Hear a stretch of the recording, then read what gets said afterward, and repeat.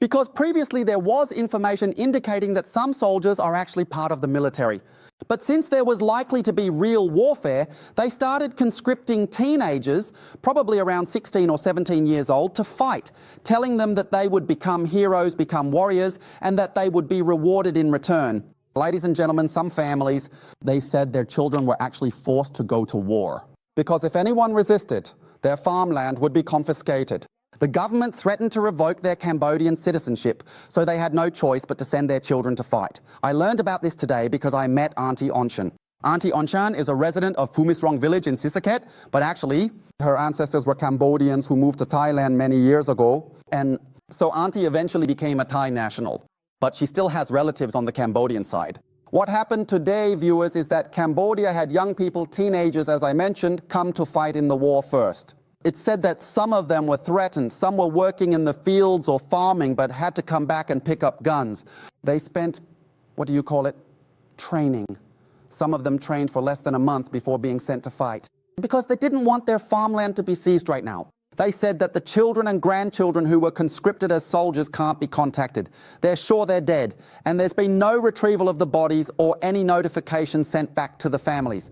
The protest images we saw yesterday where people were holding up pictures of their children and relatives, announcing that they were searching for their family members, that's all true. Some people have even posted online looking for them. Relatives searching for their children and grandchildren, those posts get deleted almost immediately. Do you understand why? They're afraid of being jailed. The government threatens that anyone who posts things like this, claiming it damages the reputation of the military, could also be arrested. That means the relatives, the families, they could end up being arrested and jailed as well. So most people are living in fear. Right now, we've only been able to contact relatives on the other side. All we know is that the relatives who went to fight as soldiers still haven't been found, and we can't get in touch with them. My mother, she was originally Khmer. She came here when she was just a child together with her aunt. Our relatives in Cambodia called to tell us that all our family members have died. If you don't go to be a soldier, they just arrest you. That's how it is. They force the Khmer people to go. If anyone refuses, they seize your land, your house, your fields, your rice paddies. They won't give you anything, and they won't grant you Khmer citizenship either. The soldiers who were shot dead, their bodies weren't collected. Nothing was done. No, they weren't collected. We were scared. We wondered if one of them might be our own relatives. 100%, 1,000%. If anyone criticizes or condemns the government, they'll be thrown in jail. If you say the government is bad, they'll arrest you and they'll even go after your family. Yes, meaning that if we post looking for our relatives or try to find them, we'll get arrested too. Yes, you'll get arrested and thrown in jail. That's what will happen. They might even slit your throat. I believe it. I'm not sad because of the Cambodians. I'm sad because they're actually Thai people. The Cambodians told us to take care of it, but if we just fix things at home, it would be over. I want to tell the Thai soldiers this: you don't need to deal with others. My mom's relatives are involved too, and she's worried. My mom also has relatives who are Thai soldiers. As parents, we worry about our children too. But it seems like you don't care anymore. You just go and post looking for your child, asking the army where your child is, saying how worried you are about them. Some people have their land taken away, some are imprisoned, some have their Cambodian citizenship revoked. Oh, wow. What are you even doing? That's not all. Today, our reporter, New York Nathathon, went to talk to village headman Jinpat. Village headman Jinpat is the head of a village right next to the border. It's only about 1 or 2 kilometers apart. That's all. From the Thai-Cambodian border. Ladies and gentlemen, today, the village headman made 2 interesting points. The first one is about Cambodia. Is there any movement? It turns out that village headman Jinpat said they've been continuously reinforcing their forces. He said, the headman told me that because the areas are so close together, so because of this cultural fluidity, ladies and gentlemen, the village headman himself also has Cambodian friends on the other side, and he said that his friends told him that over there they're constantly sending in more soldiers.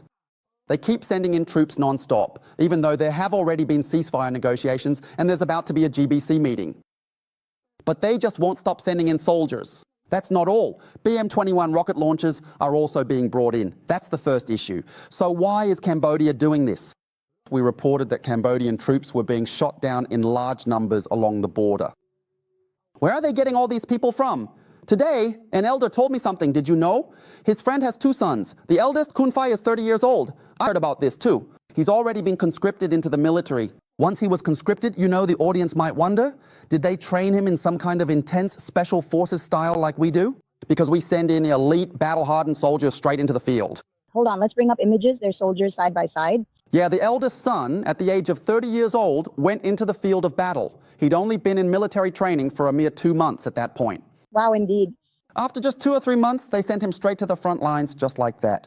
And that's not all. Right after he got to the front lines, there was a clash. As soon as the clash happened, he died. After he died, they conscripted more people. You might ask, how did they conscript them? We have to blur this image here, viewers, for humanitarian reasons. The person we've circled here is just 16 years old. Do you remember the story about being a hero at Tam Wang Tom Castle? Those teenagers with their unique hairstyles, what do they call it? Sauerkraut or something like that? With their side-swept hair, those guys went back, just like I told you before, remember? They went back and became heroes. They became heroes. They were really good at using social media. They inspired each other, saying that soldiers have to go to war, even teenagers, 15 or 16 years old. If you were tall enough, you had to go out there. They went to fight for the country, and then they started drafting kids who were just 15 or 16 without caring about their age at all. That's why this army was said to be neither strong nor robust, especially when it came to individual capability. Let's listen to what Mr. Jinfat has to say about this. They kept reinforcing the troops, and I think they set up a BM, right? A BM-21, probably stationed near the district chief's office. When there was an order to relocate, the intelligence unit would notify us as usual. In that area, there was a man who had a son, and he never wanted his son to become a soldier. 2 months ago, we didn't think much of it. His son volunteered for the army. But then, he had a younger son, probably around 16 or 17 years old, and he was automatically conscripted. At that time, they were drafting 2 people who had applied. The Khmer Rouge regime attempted to forcibly conscript villagers into becoming soldiers for their army. Yes, because he never received any training, and he kept going back and forth. But 2 months ago, something felt off, because his son is a soldier, the eldest one, probably around 30. His parents must be worried. We secretly checked his Facebook, and he was posting things like, "May God protect you," and so on. Yes, he seemed really worried. All we can do is pray for God's protection? That's all. So, ladies and gentlemen, today there's been a lot of discussion. People are wondering, is it possible? When the fighting broke out, it was intense. There were BM-21 rocket launchers, right? And all sorts of other equipment. Plus, their BBQ forces, their BHQ reinforced their troops, so they were really confident that this time, on this battlefield, they could definitely reclaim the Preah temple. But in the end, they lost. And after losing, they were hit hard by the Thais. Both the paramilitary rangers and the infantry did a great job. The SEAL units also joined forces, and even the F-16s were involved. There was no one left to reinforce, so what did they do? They requested a ceasefire for negotiations. When asked what they would do during the ceasefire negotiations, the answer was, oh, so I can have time to bring in the little kids, 12, 13, 14, 15, 16 years old, to fill up the border lines and make it look full. Then they would go back to fighting. You see, this is why Seabird said sending them to fight is like sending them to die for real. That's how it was on their side. Yes. Today, we're talking with an academic, Dr. Thanafat from the Faculty of Law at Thammasat University, about the issue of Cambodian soldiers' bodies. The professor said that according to the Geneva Convention, which many countries around the world, including Thailand and Cambodia, has signed this as well. In times of conflict, for example, if Cambodian soldiers die on Thai soil, we will carefully place their bodies in Ziploc bags and return them, just like in the previous incident at the border. Do you remember the 12 bodies we sent back earlier? On the other hand, if Thai soldiers die on their side, Cambodia is also required to return the bodies of Thai soldiers to us so that we can perform religious rites. This is the principle of humanitarianism, and this is an international rule that is universally recognized around the world. Now, regarding this border area, on the other side, beyond the barbed wire, is Cambodian territory. What we do is contact Cambodia and inform them that we will open the way. There will be no shooting, no attacks whatsoever, so that the Cambodian side can come and collect the bodies.